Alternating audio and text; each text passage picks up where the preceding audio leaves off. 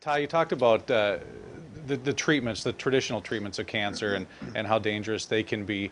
In your research, which is a better part of 15 years, give or take, what have you found that causes cancer? Because maybe that's where people might want to start prevention, not Yeah, getting it in the first place. What have you found? yeah, great question. Cancer, I believe, based upon my research, is a disease of a compromised immune system. A compromised immune system, compromised from external toxins. I mean, there was a study that was done by, was it Columbia University? I believe it was Columbia University, but I'm not sure. But it was done within the last few years that showed that anywhere from 75 to 90% of cancers have some kind of an environmental toxin trigger. So when I say environmental toxins, I'm talking about polluted air, polluted Mm-hmm. water, polluted food, all the different toxins that we're exposed to, radiation toxicity. All these toxins are cancer triggers. And what it does, your immune system becomes overloaded with toxicity, no longer able to function the way that God created it to do. I mean, the immune system's there to protect. And when your body becomes overburdened with toxicity from all these environmental factors, all this environmental pollution and so on, your immune system just reaches an overload point where it can't take anymore. And at that point, it stops to take care of cancer cells that it normally does on a daily basis. Because see, everyone, you and I included, we produce cancer cells on Mm-hmm. a daily basis, thousands of cancer cells. A healthy immune system takes care of those cancer cells and kills them off, doesn't let the tumors form and so on that you would think of being diagnosed with cancer.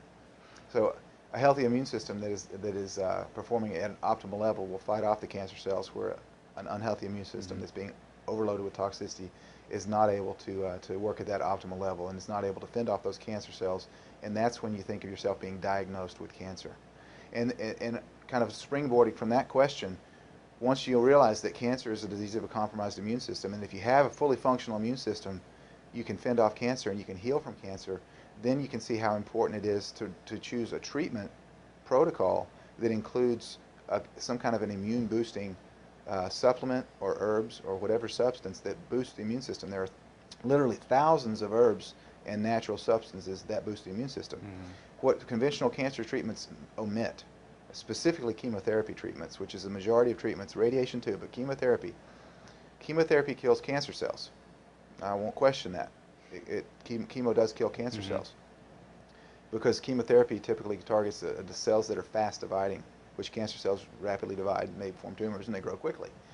But your immune system, based in your red blood cell, in your bone, your red blood cells in the bone, that's also fast dividing Mm-hmm. cells. And so what happens with your chemotherapy treatments is your chemo is killing the cancer while it's also killing you. And the goal of chemo typically is to kill the cancer before it kills the host.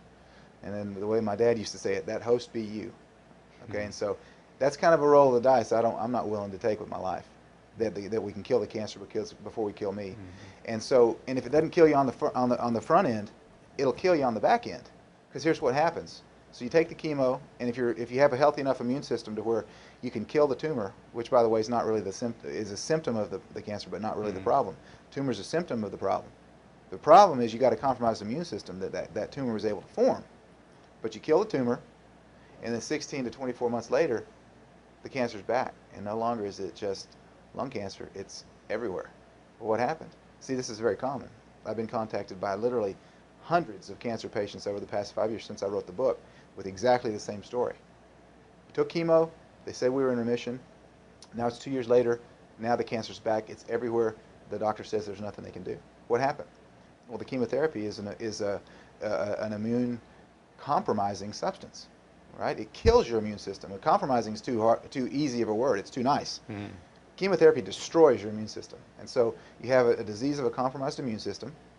You take something that further compromises your immune system to hope that you can kill the tumor without killing you. And what you do, if you survive the treatments, is that now your immune system no longer works. And then give it time.